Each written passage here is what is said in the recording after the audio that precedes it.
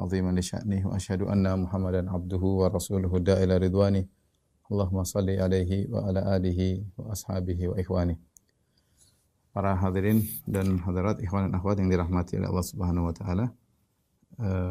Pada kesempatan kali ini kita akan melanjutkan bahasan dari buku ajaran mazhab Al-Imam Syafi'i yang ditinggalkan oleh sebagian pengikutnya.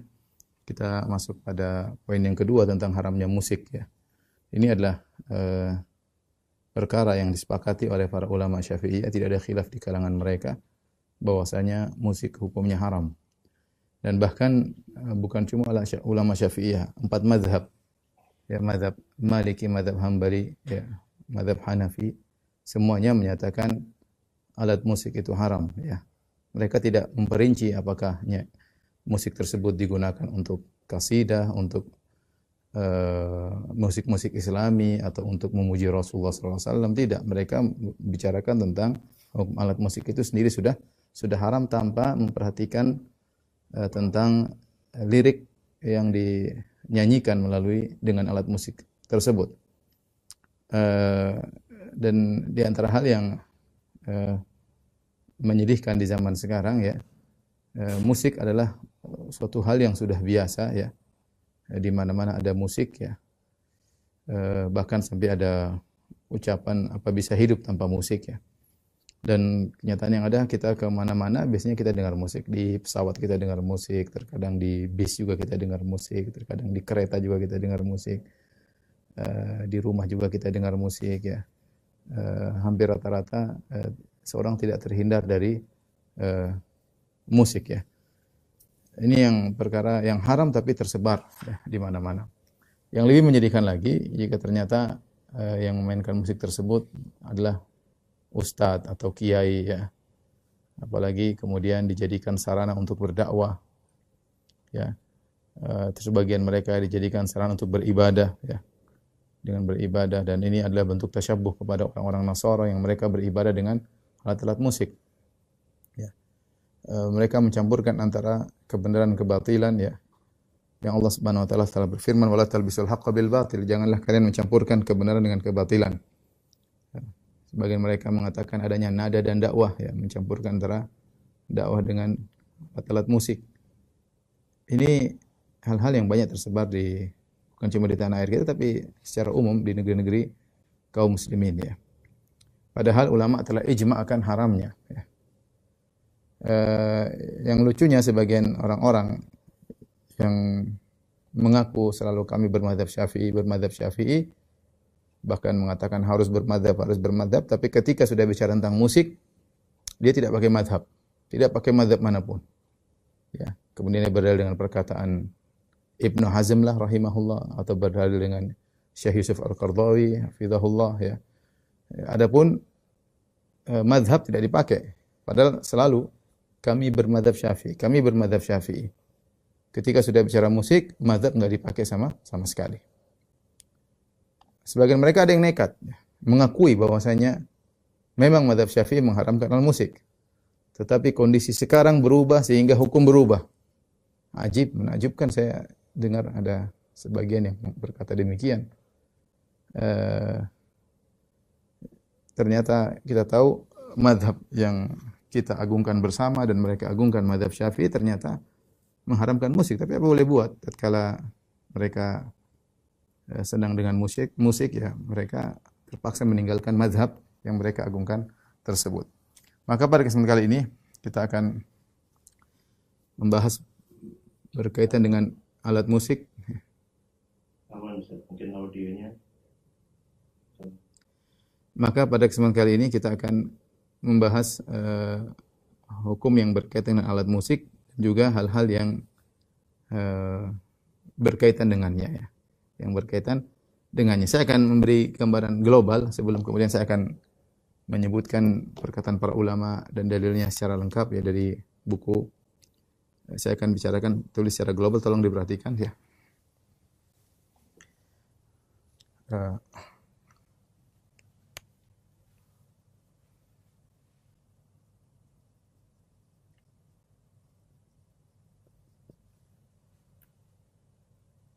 Hukum musik ya. nyanyian, lagu tanpa musik, dan syair. Jadi ada 3 hal yang mau kita bahas ya. 3 hal yang kita bahas. Yang pertama hukum musik ya. Hukum alat musik. Kemudian yang kedua adalah hukum nyanyian. Ya, tanpa musik tentunya, ghina. Kemudian hukum syair.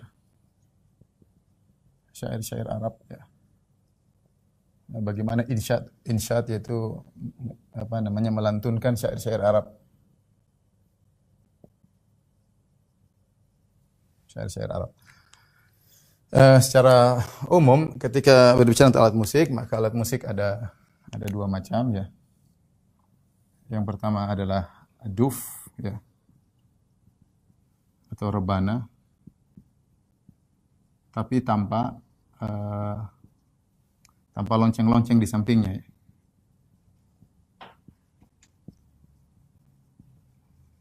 Di samping atau tepinya. Maka ini hukumnya boleh dipakai atau digunakan ya, dalam acara-acara walimah ya. Acara-acara walimah seperti walimatul urs, seperti walimah seperti apa? Ya, kesenangan seperti walimah pernikahan. Kemudian misalnya hari Id ya. Hari Id. Kemudian misalnya khitanan mungkin ada yang mau pakai. Ini diperbolehkan ya. Ini boleh diperbolehkan. Kemudian yang berikutnya adalah alat musik yang lain. Alat-alat musik yang lain. Yang lain ya. Yang disebut oleh para ulama dengan al-ma'azif atau alatut tarb.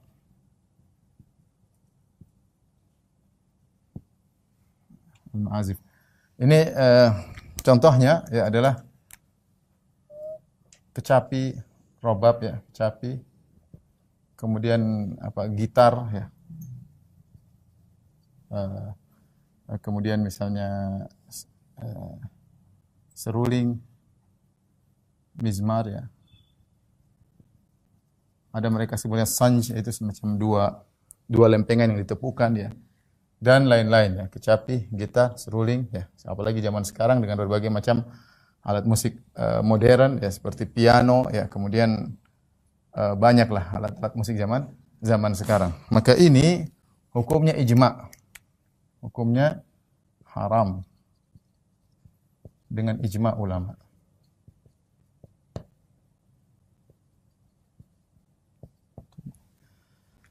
Adapun hukum nyanyian tanpa musik, ya, maka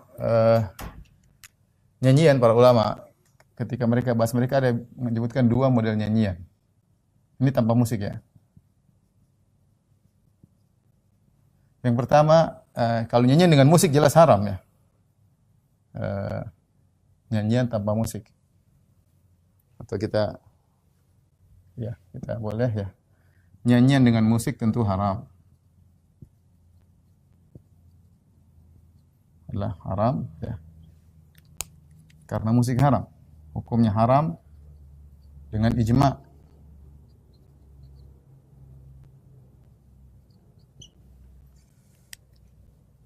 Atau kita bagilah ya.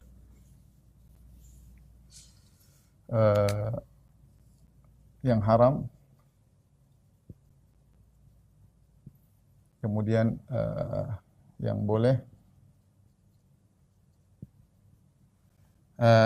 Yang haram pertama dengan alat musik. Kemudian yang kedua ya, jika syairnya atau liriknya haram ya. Liriknya haram ya, meski tanpa musik. Meski tanpa musik.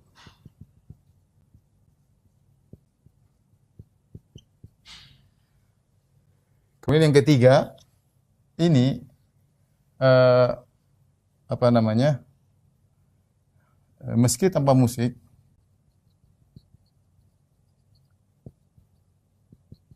namun nada-nadanya benar-benar membuat fly, torp, membuat fly ya. Bahasa Indonesianya apa? Membuat melayang ya, fly apa gimana? Melayang ya. Yang dalam bahasa disebut dengan al-mutribah. Al-mutribah.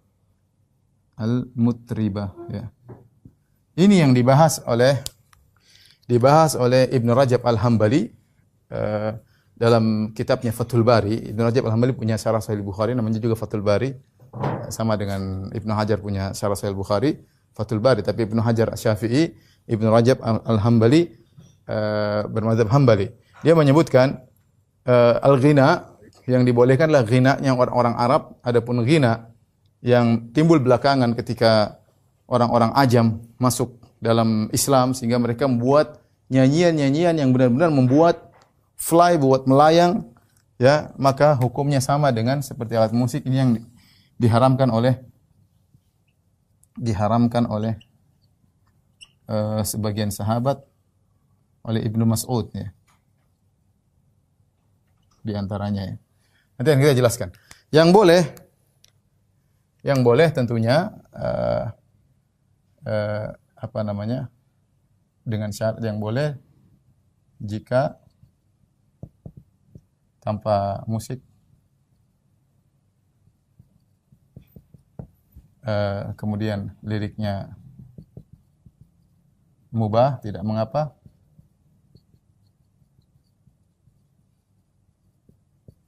Kemudian tidak terlalu sering ya, tidak keseringan. Kata Imam Syafi'i rahimahullahu taala, kalau keseringan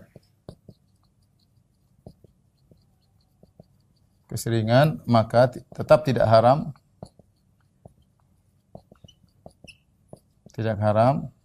tetapi merupakan kebodohan.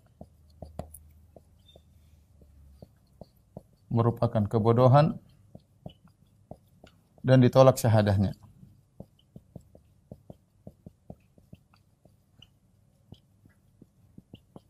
Ini yang kata Ibnu Rajab rahimahullah dengan disebut ghinaul Arab ya. Ya. Beda dengan ghinaul Ajam. Kata mereka ghinaul Arab tidak seperti nyanyian orang Ajam yang benar-benar nadanya luar biasa yang membuat orang lalai. Adapun syair-syair Arab, kata Imam Syafi'i rahimahullah taala, maka ini boleh secara mutlak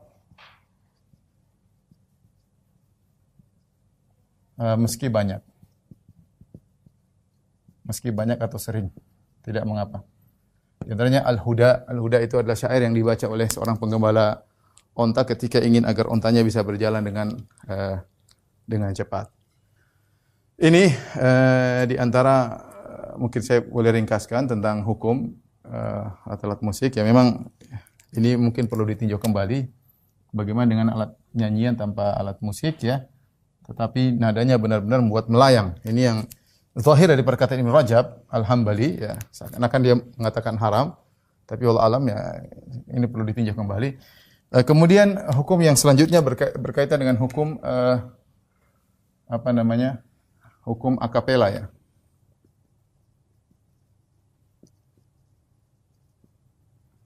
Ya. Bagaimana hukum akapela? Yaitu musik dengan apa namanya suara yang menyerupai alat musik. Dan ada sekarang model seperti ini, ada seorang misalnya suatu grup semacam band, terus ada satu orang yang kemudian meniru gitar sebagai melodi, satu orang ada yang meniru sebagai bass ya, dengan pakai bass dengan cara mereka. Ada sebagian meniru sebagai misalnya drum band, jadi menggunakan suara dia seakan-akan dia sedang main drum band, ya.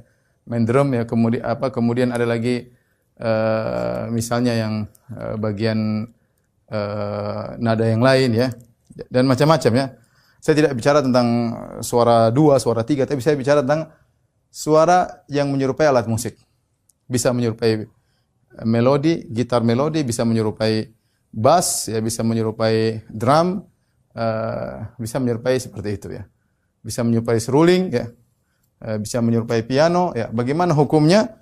Allah alam bisawab, ini hukumnya haram. Ya. Ini hukumnya haram. Haram.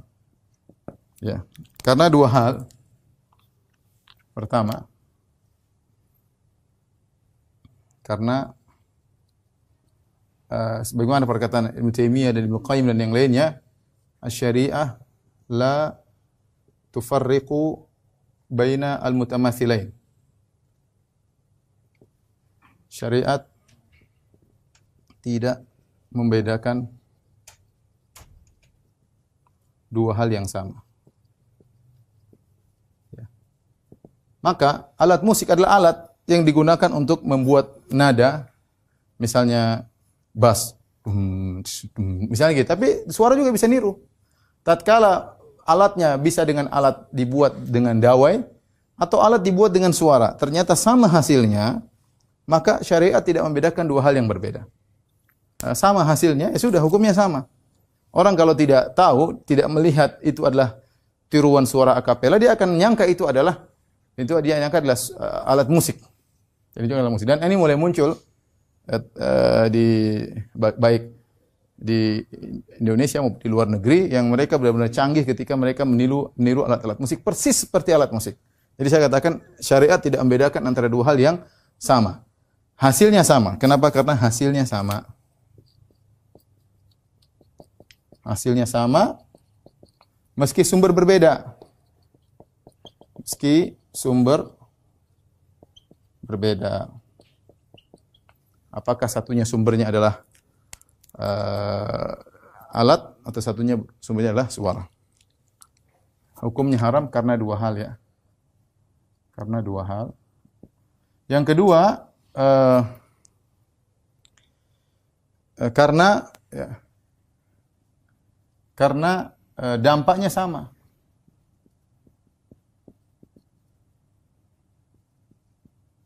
Apa itrab, al-itrab. Bikin fly. Bikin fly ya. Melayang, enak dengernya. Seperti alat musik ya. Ya. Dan apa namanya? Tatkala dari sisi suaranya sama, hasilnya sama dan dampaknya juga sama, maka zahir hukumnya haram. Ini fatwakan oleh banyak ulama zaman sekarang. Mereka mengatakan bahwasanya meskipun akapela tapi hukumnya menjadi haram karena dua hal ini ya. Karena dua hal ini.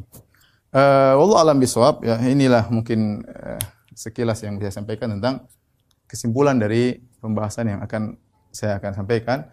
Dari sini kita dapati bahwasanya ketika ada orang pura-pura tidak tahu kemudian mencoba menyamakan hukum nyanyian Arab dengan alat musik, tentu dia ini wallahu alam karena apakah dia tidak ngerti, tidak baca perkataan para ulama, atau dia sudah tahu cuma dia berusaha membutakan kaum muslimin. Sehingga berdalil dengan bolehnya syair untuk mengharamkan musik. Ini hal yang aneh ya. Karena ini dua hal yang berbeda. Para ulama membedakan. Bagaimana kita mengharamkan syair? Syair boleh jelas. Kemudian ada Hasan bin Sabit radhiyallahu anhu yang penyair Rasulullah SAW. Tidak mungkin kita bilang syair musik. Musik istilah. Jangan kita pakai istilah segala yang bernada namanya musik. Kemudian kita mengatakan syair juga musik berarti hukumnya sama. Para ulama membedakan, Nabi SAW membedakan. Ya, musik jelas ma'azif, ada secara bahasa Arab ada. Alat musik ya, alat musik beda. Ya, jangan bilang bahwasanya syair juga musik. Kemudian ada pemusik Rasulullah namanya Hasan bin Thabit radhiyallahu taala anhu, tentu ini adalah suatu kesalahan besar. Apakah dia tidak tahu, maka harusnya dia berusaha belajar. Atau dia sudah tahu tapi dia berusaha untuk melegalkan apa yang sudah dia yakini, apa yang dia sudah sukai sehingga dia meninggalkan perkataan ulama, perkataan mazhab ya, kemudian dia mengatakan halal dengan menyamakan antara musik dengan syair. Wallahu a'lam bishawab. Ini secara global insyaallah akan kita bahas setelah ini. Tolong difoto.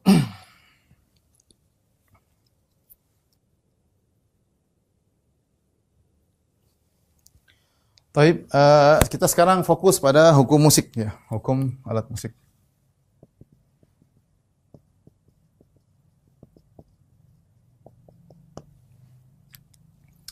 Hukum alat musik ya, haram ya, tentu haram. Atau dalil-dalil. Dalil-dalil haramnya alat musik. Di antaranya dari Al-Quran, kemudian dari Al-Hadis. Ya. Apabila Al-Quran, dari Al-Quran ada beberapa ayat, ya, ayat yang paling tegas dalam surat Luqman, kalau nggak salah ayat 6, kata Allah Subhanahu Wa Taala, wa minan nasi may yashtari lahwal hadithi liyudhilla an sabilillah.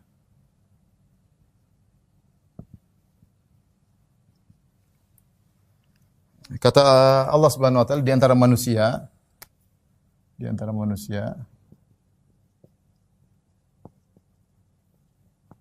ada yang membeli perkataan sia-sia, ada yang membeli lahwal hadis, perkataan sia-sia.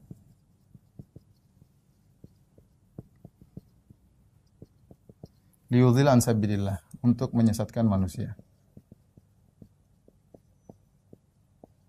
Manusia dari jalan Allah.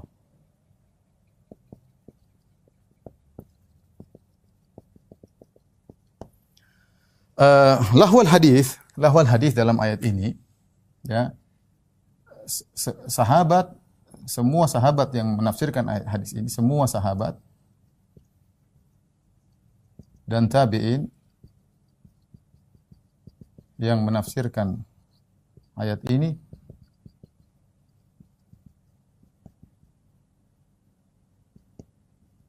sepakat lahul hadis sama dengan al-ghina, nyanyian. Ya. Di antaranya dari sahabat, ya. Sahabat Ibnu Mas'ud, kemudian Ibnu Abbas, Jabir bin Abdullah. Adapun tabi'in sangat banyak, tabi'in di antaranya Mujahid, ya. Kemudian Qatadah, Makhul, kemudian di antaranya Al-Hasan Al-Basri,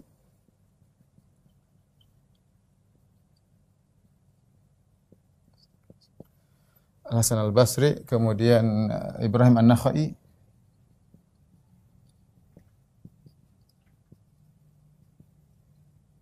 kemudian Ikrimah. Rata-rata di antaranya murid dari, ada sebagian murid Ibnu Mas'ud, ada sebagian murid Ibnu Abbas, ya. Baik. Sehingga Asy-Syaukani dalam kitabnya Faidul Qadir mengatakan ini adalah pendapat qaul sahabat wa tabi'in. Dia mengatakan lahul hadis ditafsir dengan nyanyian, ya, dengan nyanyian, ghina adalah perkataan para sahabat dan tabi'in. Ya. Kalau kita mau ngambil zahir tafsiran para sahabat, kita bilang nyanyian haram secara mutlak. Tapi kita harus tafsirkan apa maksud nyanyian yang disebut oleh Ibnu Mas'ud, Ibnu Abbas, Ibnu Abdullah, para sahabat yang lain. Bahkan Ibnu Mas'ud berkata, wallahi innahu ghina, demi Allah ini adalah nyanyian yang dimaksud dengan lahwal hadis yang melalaikan manusia. Ini adalah nyanyian. Siapa yang lebih tahu tentang firman Allah Subhanahu wa taala? Siapa yang paling ahli tafsir kalau bukan para sahabat? Setelah para sahabat, siapa yang paling ahli tafsir? Para tabi'in.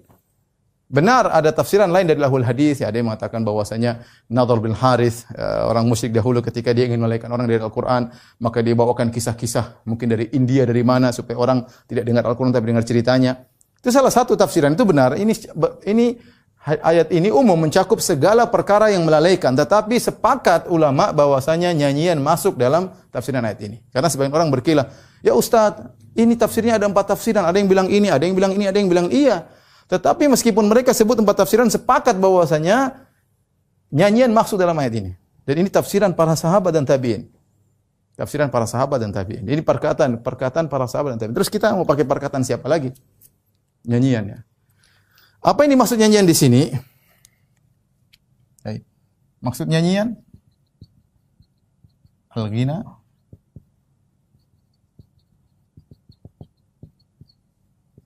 tadi kita sudah jelaskan nyanyian ada yang haram, ada yang halal ya. Adapun nyanyian Arab ya tadi kata Imam Syafi'i rahimahullah dalam kitabnya bahwasanya nyanyian Arab tidaklah haram tapi dia makruh. Nyanyian hukumnya makruh tapi masih namanya makruh itu masih boleh. Masih dalam koridor boleh ya. Makruh itu masih dalam koridor boleh, tapi tidak sampai bayyinul haram, tidak sampai haram kata Imam Syafi'i rahimahullah taala. Ibnu Rajab Al-Hambali ketika menafsirkan yang maksudnya nyanyian di sini adalah nyanyian bisa nyanyian dengan alat musik kata Ibnu Rajab disebutkan di Fathul Bari atau nyanyian tadi menggunakan nada-nada yang diciptakan oleh orang-orang ajam non Arab, nada-nada yang membuat orang lalai. Mungkin naik turun meskipun tanpa musik hasilnya sama. Ya. Sehingga makanya Ibnu Mas'ud mengatakan al-ghina yumbitun nifaq. Al-ghina yumbitun nifaq bahwasanya nyanyian itu menimbulkan kemunafikan. Benar kemunafikan dan ini kita bilang mereka sahabat, mereka lebih ngerti ya. Lebih ngerti tentang maksud Allah Subhanahu wa taala dan maksud Nabi sallallahu alaihi wasallam ya. Oleh karenanya ghina di sini bukan secara mutlak ya sebagaimana tadi saya jelaskan pada tafsilan yang pertama, perincian yang pertama, tapi al-ghina di sini ditafsirkan oleh Ibnu Rajab ketika Ibnu Mas'ud mendapati orang-orang ajam yaitu orang Arab, Romawi, Persia yang mereka sudah punya alat musik tentunya, ketika mereka masuk Islam mereka buat nyanyian ya, dengan alat musik maka Ibnu Mas'ud mengatakan itu adalah ghina, maksudnya ghina yang dinyanyikan dengan alat musik. Atau tadi zahir dari perkataan Ibnu Rajab dia menafsirkan juga maksudnya nyanyian di sini adalah nyanyian yang seperti bukan nyanyian Arab tetapi nyanyian ajam yang nadanya benar-benar melalaikan membuat orang fly. Ini ayat yang jelas. Ada ayat-ayat yang lain juga, ayat-ayat yang lain ya. Kalau ini nas ya, ayat yang tegas. Ada ayat lain juga menyatakan bahwasanya musik itu haram seperti diantaranya seperti firman Allah Subhanahu wa taala wastafzis man istata'ta minhum bisautik dalam surat Al-Isra. Kata Allah Subhanahu wa taala kepada iblis, ya iblis, wahai iblis, sesatkanlah siapa yang kau mampui dari anak Adam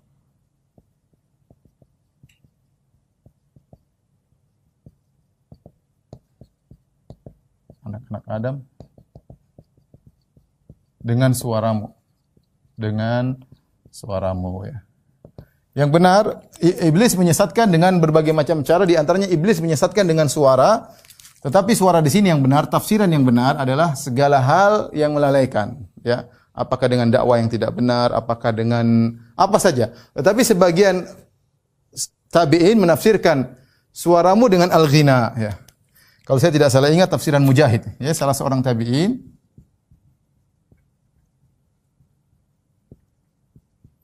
Kalau tidak salah Mujahid ya menafsirkan bisautik dengan suaramu adalah dengan al-ghina, nyanyian. Sehingga para ulama juga berdalil dengan ayat ini untuk mengatakan bahwasanya musik itu haram. Di antara juga mereka berdalil dengan ayat-ayat lain seperti firman Allah Subhanahu wa taala ya dalam surat Al-Furqan walladzina la yashhaduna az-zura. Itu orang-orang di antara ciri-ciri ibadur rahman,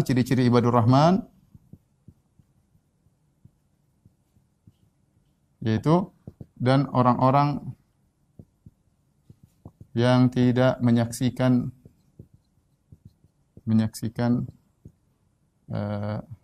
kedustaan. Zur itu apa? Sesuatu yang dihiasi.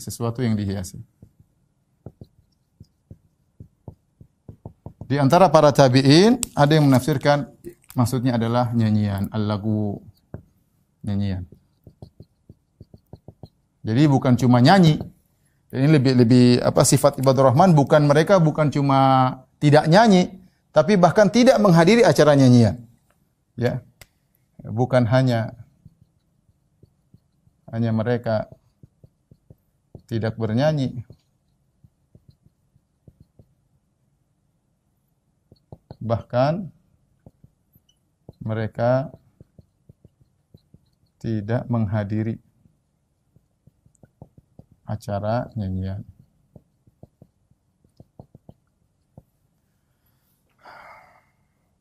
Demikian juga ayat yang lain, ya. Seperti dalam Al-Quran, Allah Subhanahu wa ta'ala, wa idza sami'u lagwa a'radu anhu. Jika mereka mendengar hal yang melalaikan, mereka berpaling, maka mereka berpaling.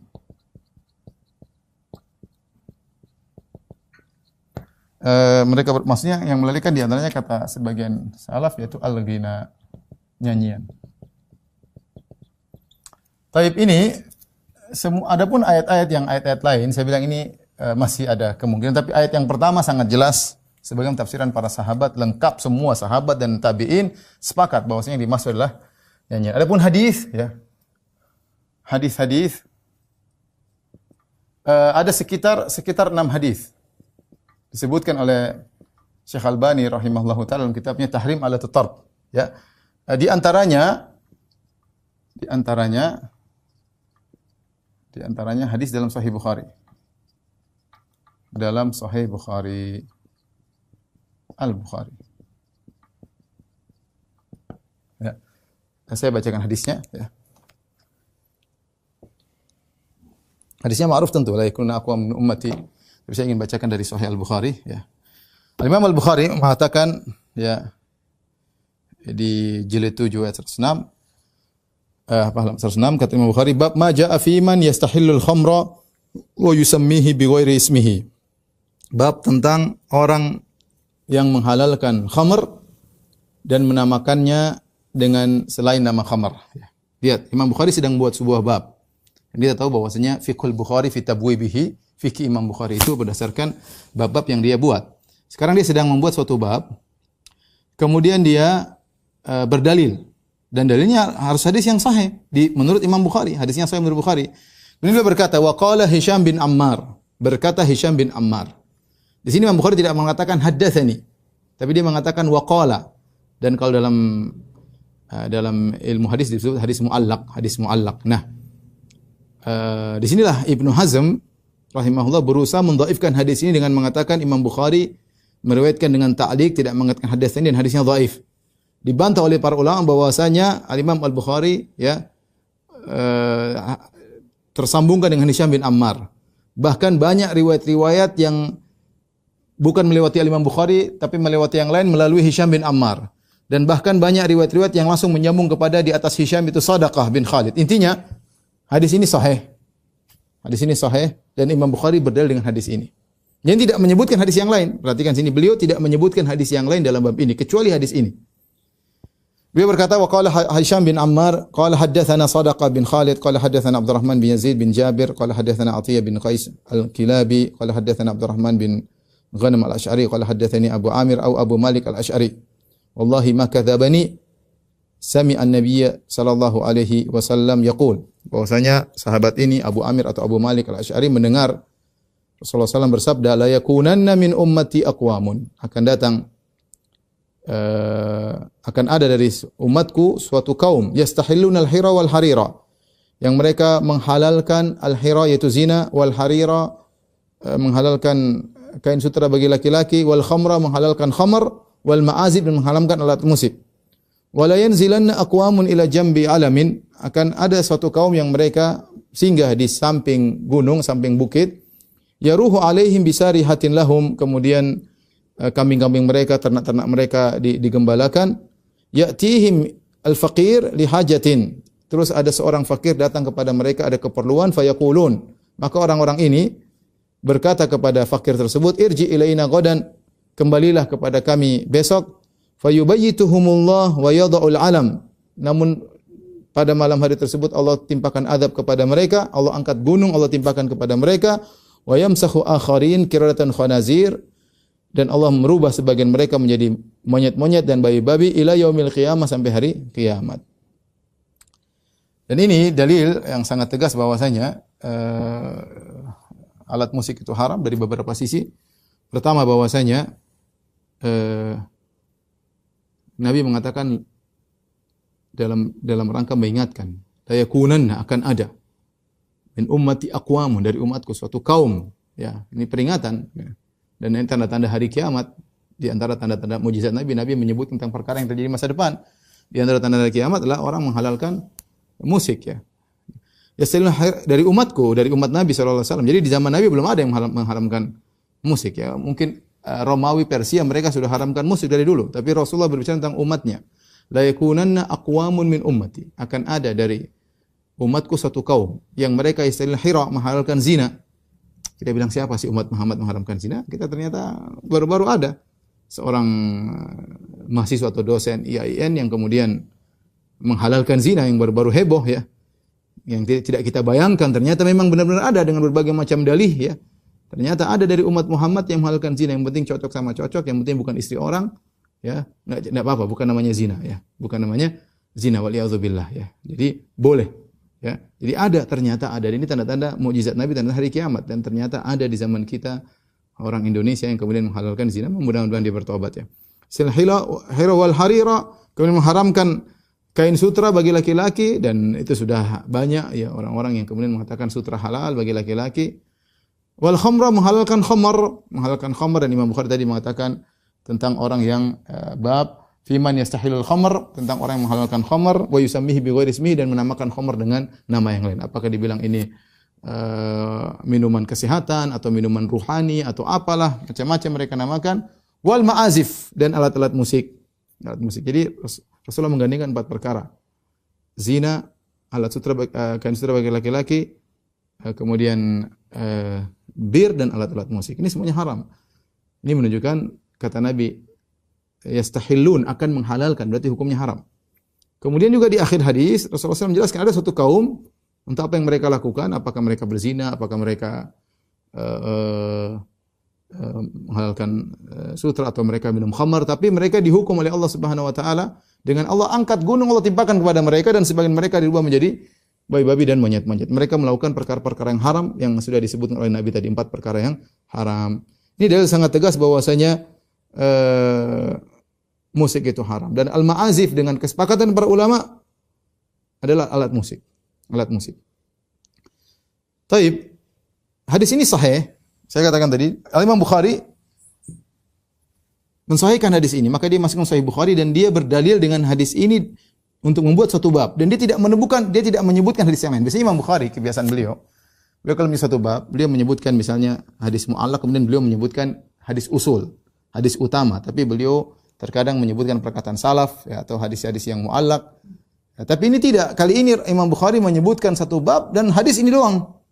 Ya, sehingga hukumnya hadis ini nyambung, meskipun Imam Bukhari mengatakan qala Hisham bin Ammar, ya. Meskipun Imam Bukhari mengatakan qala Hisham Hisham bin Ammar, ya. Dan itu guru beliau, dan Hisham bin Ammar adalah guru Imam Al-Bukhari, sehingga dianggap sambung oleh para ulama. Oleh karena Ibnu Hajar telah membahas dalam Taghliqut Ta'liq, kemudian menyebutkan sanad-sanadnya yang menyambungkan hadis ini, dan banyak sekali, ya. Sebenarnya kalau saya ada waktu, saya ingin gambar sanadnya sehingga jelas bahwa ini hadis sahih, tidak benar perkataan Ibnu Hazm rahimahullah. Jadi mudah-mudahan suatu saat ada waktu, mungkin saya dengan murid-murid saya mungkin ingin gambar sanadnya supaya jelas, ya. Ya. Tapi cukuplah, tidak perlu kita gambar sanadnya, cukuplah yang mensahihkan hadis ini banyak sekali. Pertama, Imam Al-Bukhari dalam sahihnya. Kemudian yang mensahihkan juga Imam Abu Bakar Al-Ismaili dalam kitabnya Al-Mustakhraj Sahih Bukhari. Al-Imam Abu Bakar Al-Ismaili dia meriwayatkan hadisnya dalam Sahih Bukhari, tapi bukan lewat jalur Bukhari, dalam jalur lain. Jadi kalau Imam Bukhari meriwayatkan jalur ini, dia lewat jalur lain. Tetapi ini menguatkan hadis ini karena diriwayatkan dari jalur lain oleh Abu Bakar Al-Ismaili. Kemudian Ibnu Hibban juga meriwayatkan hadis dalam sahihnya.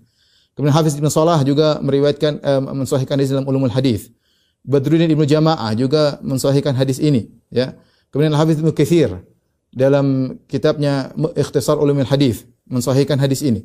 Ibnul Mulaqin, ahli hadis. Ini ahli hadis semua ya. Kemudian juga Al-Iraqi ya, mensahihkan hadis ini juga. Badrun Al-Aini, ya, mazhab Hanafi juga mensahihkan hadis ini dalam Umdatul Qari.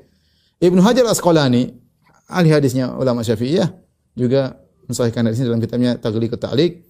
Kemudian Ibnu Wazir ya juga mensahihkan hadis ini. As-Sakhawi dalam Fathul Mughith, Ahmad Syakir, Al-Albani ya, Syuaib Al-Arnaud ya. Ahli hadis zaman sekarang apa? Albani, Syuaib Al-Arnaud. Albani, Syuaib Al-Arnaud. Semua mengatakan sahih. Ya. Kemudian dibuang semua ulama ini, ambil Ibnu Hazm ya, tentu ini tidak tepat ya, itu tidak tepat, dan mereka lebih hebat dari Ibnu Hazm dalam masalah hadis dan lebih banyak, lebih hebat, lebih banyak. Taib, kita lanjutkan. Oleh karenanya dalam halamnya musik ini adalah ijma ya. Ijma. Sepakat. Sudah disepakati ulama sebelum lahirnya Ibnu Hazm rahimahullah.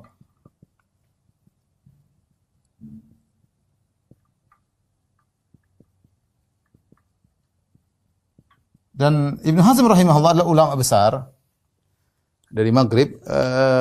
Bahkan sebagian ulama Syafi'iyah menganggap penyelisihan Ibnu Hazm tidak dianggap dalam banyak hal, karena dia banyak menurut mereka nyeleneh, sehingga penyelisihan tidak dianggap. Kalau seandainya belum terjadi ijma, maka pendapat Ibnu Hazm mungkin kita bisa anggap merusak, menjadikan ijma tidak akan terjadi. Tapi ijma sudah terjadi sebelum lahirnya Ibnu Hazm, sehingga perkataan Ibnu Hazm ini tidak bisa merusak ijma yang sudah terjadi sebelumnya. Apalagi setelah itu, setelah beliau meninggal juga para ulama ijma. Jadi terjadi ijma sebelum dan sesudahnya. Ya, saya ulangi, terjadi ijma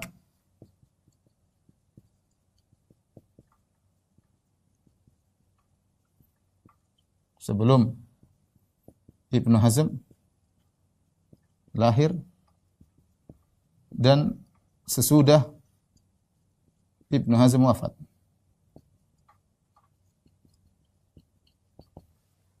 Jadi mau tidak mau, kita tahu bahwasanya kalau sudah ijma itu perkataan lebih kuat, sangat kuat. Berarti sepakat, bukan hanya sekedar haram saja, tapi sepakat ulama ya bahwasanya ini ijma ya. Taib. Makanya saya nukilkan perkataan Ibnu Hajar Al-Haytami. Perhatikan ya. Saya nukil dulu yang perkataan ijma. Ibnu Jarir At-Tabari wafat 310 Hijriah. Jauh sebelum Ibnu Hazm lahir. Dia mengatakan faqat ajmal ulama al-amsar ala karahiyatil ghina wal man' minhu. Para ulama sepakat tentang dibencinya nyanyian dan larangan dan dilarang ya. Kemudian Al-Baghawi wafat 516, wattafaqu ala tahrimil mazamir wal malahi wal ma'azif. Bahwasanya para ulama telah sepakat tentang haramnya seluring-seluring, alat-alat musik diharamkan. Ya. Ibnu Qudamah wafat 540 Hijriyah mengatakan wa amma alatul lahwi katumbur wal mizmar wasyababa falaqat fihi annahu alatun lil ma'siyah bil ijma' falam yuqta bi sariqatihi kal khamr.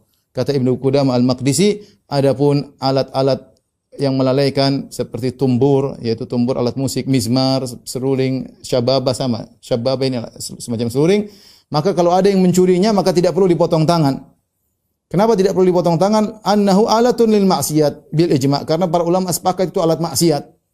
Falam yuqta bi sarqatihi kal khamr, maka tidak dipotong tangannya orang yang mencurinya seperti mencuri khamr. Ini Hambali, tadi Tabari, kemudian mazhab Syafi'i meriwayatkan ijma', mazhab Hambali meriwayatkan ijma', Al-Qurtubi mazhab Maliki juga meriwayatkan ijma'. Beliau berkata fa amma ma abda'u sufiyah al-yaum minal idman ala sama'il maghani bil alatil mutribah. Adapun perkara yang diada-adakan oleh orang Sufiyah pada hari ini, yang di mana mereka demen mendengar nyanyian-nyanyian dengan alat-alat musik. Famin qabili ma la yukhtalu fi tahrimihi. Ini termasuk perkara yang tidak diperselisihkan tentang keharamannya.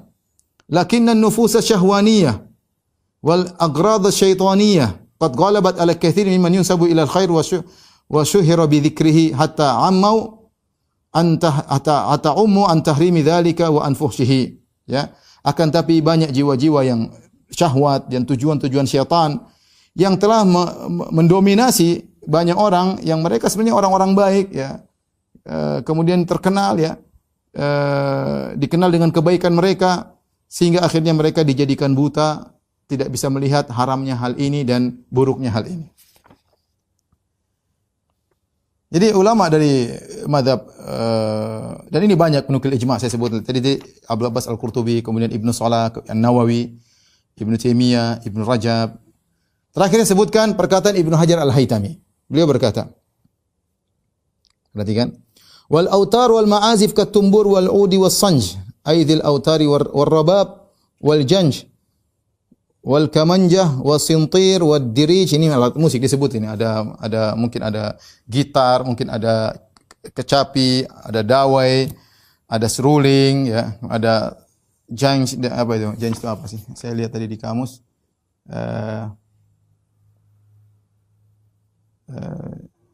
Ada sintir, semacam alat musik sebenarnya terbuat dari tembaga, ya. Ya. Dan macam-macam, ya, yang bersenar-bersenar, ya. Wa ghairu dzalika minal alatil masyhurah, dan alat-alat yang lain terkenal inda ahli lahwi wasafah wal fusuq, yang sering dipakai oleh orang suka lalai, orang bodoh dan orang-orang fasik. Hadhihi kulluha muharramatun bila khilaf. Ini semuanya haram tanpa khilaf. Wa man haka fihi khilafan, siapa yang mengatakan ada khilaf, faqad ghalata aw ghalaba alaihi hawahu. Yang bilang ada khilaf, perhatikan, yang bilang ada khilaf, maka dia telah salah dan telah dikuasai oleh hawa nafsunya. Hatta asammahu wa a'mahu, sehingga hawa nafsunya membuat dia tuli dan buta. Wa mana'ahu dahu, sehingga dia terhalangi dari ikut petunjuk yang biasa dia jalani. Wa zalla an sunani taqwahu, dan dia akhirnya tergincir dari ketakwaan yang biasanya dia melakukannya, ya. Jadi ini ijma' para ulama, tidak diragukan bahwa hukumnya haram, selesai hukumnya haram, mau diapain juga ijma'. Adapun perkataan ulama Syafi'iyah maka sangat banyak, hanya saja waktu kita terbatas, ya. Tapi saya sebutkan misalnya perkataan Imam Syafi'i rahimahullahu taala, beliau mengatakan tentang hukum potong tangan bagi orang yang mencuri. Beliau berkata, fa kullu ma lahu thaman hakadha yuqta'u fihi. Semua perkara yang dicuri kalau punya harganya balagha qimatu rubu' dinar, kalau harga barang tersebut harganya seperti 1/4 dinar, yaitu kira-kira 1 gram lebih dikit. Ya, misalnya 1 gram sekarang harganya 1 juta. Kalau ada barang yang dicuri nilainya sekitar 1 juta, apakah mushafan dalam bentuk mushaf, kana au saifan atau pedang, au ghairahu mimma yahillu thamanuhu, yang barang-barang tersebut halal untuk dijual belikan, fa in saraka, maka harus dipotong. Tapi kalau kurang dari rubu' dinar, misalnya cuma curi 500.000, maka tidak dipotong tangan. Selama dengan syarat mimma yahillu thamanuhu, dari perkara-perkara yang dicuri tersebut perkara-perkara yang halal. Fa in saraka khamran, adapun jika dia mencuri khamr, bir, au khinziran, atau dia mencuri babi, lam yuqta, maka tidak dipotong tangannya, li'anna hadza haramus tsaman, karena ini barangnya haram harganya. Wala yuqta fi tsamani tumbur wal mizmar, dan juga seorang tidak dipotong tangannya kalau dia mencuri kecapi dan seruling. Kalau dia mencuri kecapi dan seruling, kecapi ada dawainya, ada senarnya, atau dia mencuri seruling, maka tidak dipotong tangannya. Di sini perhatikan Imam Syafi'i menyamakan tumbur, kecapi dan seruling sama seperti khamar dan babi, ya, sama-sama haram maksudnya, ya. Kemudian beliau berkata, walau kasara lahu tumburan aw mizmaran aw kabaran wa illam yakun, kemudian beliau berkata, wa illam yakun yasluhu illa lil malahi fala syai' alaihi wa hakadha law kasaraha nasraniyun li muslim aw nasraniyun aw yahudiyun aw musta'man aw kasaraha muslim li wahidin min haula'i abtala dzalika kullu. Beliau menjelaskan bahwasanya kalau ada yang mematahkan alat musik kecapi atau seruling, ya, atau yang semisalnya, ya, yang ini digunakan tidak lain kecuali untuk alat-alat nyanyian, ya, malahi, maka tidak perlu bayar, tidak perlu ganti rugi maksudnya. Demikian pula kalau orang Nasrani yang menghancurkan punya Muslim ada orang yang datang hancurin punya Muslim, sama, tidak perlu bayar. Atau Yahudi datang ke seorang Muslim hancurkan alat musiknya seorang Muslim, maka tidak perlu bayar. Musta'man, orang kafir yang minta pengamanan kemudian datang dia menghancurkan alat musik seorang Muslim, tidak perlu bayar. Dan sebaliknya juga kalau Muslim yang menghancurkan punya mereka juga tidak perlu bayar. Nah, ulama Syafi'iyah sepakat, ya, bahwasanya musik hukumnya haram. Tapi hanya saja mereka khilaf. Apakah main alat musik ini dosa besar, dosa kecil? Ada khilaf di kalangan mereka. Sebenarnya mengatakan dosa kecil, sebenarnya dosa besar. Yang mengatakan dosa besar adalah Ibnu Hajar Al-Haytami dalam kitabnya Az-Zawajir. Ya. Ya, dalam kitabnya Az-Zawajir dia memasukkan mendengar alat musik, main alat musik adalah hukumnya dosa besar. Ya. Dan macam-macam, menumbuhkan kemunafikan. Dan benar, orang kalau suka main musik gimana dia mau khusyuk? Nggak, susah, omong kosong ya. Musik itu ya, dalam hatinya selalu musik-musikan, bukan Al-Qur'an, bukan enggak. Kalau ingin bahasa sering sampaikan, kalau ingin bahagia tinggalkan musik. Saya bukan bicara omong kosong, artinya saya dulu juga main musik. Jadi orang kalau main musik, dia udah hatinya penuh dengan itu ya. Hatinya penuh dengan itu ya. Meskipun dia sholat, mesti baca Quran, beda. Tapi kalau dia baca Quran benar-benar hatinya benar-benar bahagia dengan Al-Quran. Saya sering sampaikan, kalau Anda mengatakan musik bikin bahagia, boleh. Betapa banyak orang musik yang stres. Betapa banyak orang musik yang bunuh diri. Betapa banyak orang musik yang akhirnya terjerumus pada yang lainnya. Terjerumus pada minum khamar, terjerumus pada pacaran, terjerumus pada hal-hal yang haram. Kenapa? Karena musik membuat jiwa itu benar-benar fly. Dan dia ingin diasupi dengan hal-hal yang haram yang lain. Jadi musik itu pengantar. Makanya disebut dengan suara syaitan. Karena mengantarkan kepada yang lainnya. Dan ini kenyataan. Tapi kita coba, antum boleh sensus. Pemain musik yang taruhlah yang baik dengan yang tidak baik. Coba dibandingkan. Coba. Musik Islami berapa sih? Taruhlah kita bilang halal. Kita bicara syariat memandang secara global, kalau ternyata yang lebih banyak mudaratnya maka hukumnya haram di antara cara syariat mengharamkan sesuatu. Seperti apa namanya? Yas'alunaka al-khamri wal maisir qul fihima itsmun kabir wa nafi'un lin-nas. Wa itsmuhum akbaru min naf'ihim. Mereka bertanya kepada engkau tentang judi dan khamar, ya. Katakanlah bahwasanya pada keduanya ada dosa dan ada manfaat, tetapi dosanya lebih besar daripada manfaatnya. Benar, khamar ada manfaatnya, bikin orang lupa. Kalau stres minum khamar bisa hilang lupanya, tapi haram, dosanya lebih besar. Kalau kita bilang musik halal juga, taruhlah, kita jujur ya, kita bandingkan pemain musik yang baik, yang genah dengan yang tidak genah, coba. Yang dangdutan, yang rapper, yang rusak. Banding 1% belum tentu. 1% yang baik belum tentu ada dibandingkan dengan yang rusak. Dengan yang dangdutan, dengan yang joget-joget, dengan macam-macam cinta-cinta apalah, maksiatlah mengajak kepada. Tapi yang mungkin nyanyi solawatan sedikit, nggak banyak dibandingkan dengan, saya bicara dibandingkan dengan yang maksiat ya. Yang ini saja sudah jelas bahwasanya musik melalaikan ya. Dan apa namanya, kalau sudah datang dalil ya sudah selesai. Sudah datang dalil sudah selesai. Sebagian orang mengatakan, Ustaz, musik kan suara yang indah, enggak boleh kita dengar. Kalau gitu enggak boleh kita dengar suara-suara burung dan yang lainnya. Makin dibantah oleh Al-Ghazali dalam kitabnya Ihya Ulumuddin dari ulama Syafi'iyah ya. Beliau berkata ya, ketika beliau mengatakan bahwasanya suara-suara yang indah seperti suara andelib semacam suara burung, kemudian suara-suara yang keluar alami, maka hukumnya tidak mengapa dikiaskan dengan suara burung. Kemudian kata beliau, wala yustathna min hadhi ilal malahi. Yang diharamkan cuma alat-alat musik, wal autar, senar-senar, wal mazamir, dan suling-suling. Allati warada syar'u bil man'i minha, yang syariat mengharamkannya ya. Sudah selesai.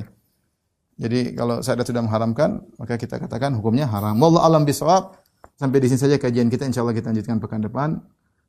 Subhanakallah bihamdik asyhadu alla ilaha illa anta astaghfiruka wa atubu ilaik. Assalamualaikum warahmatullahi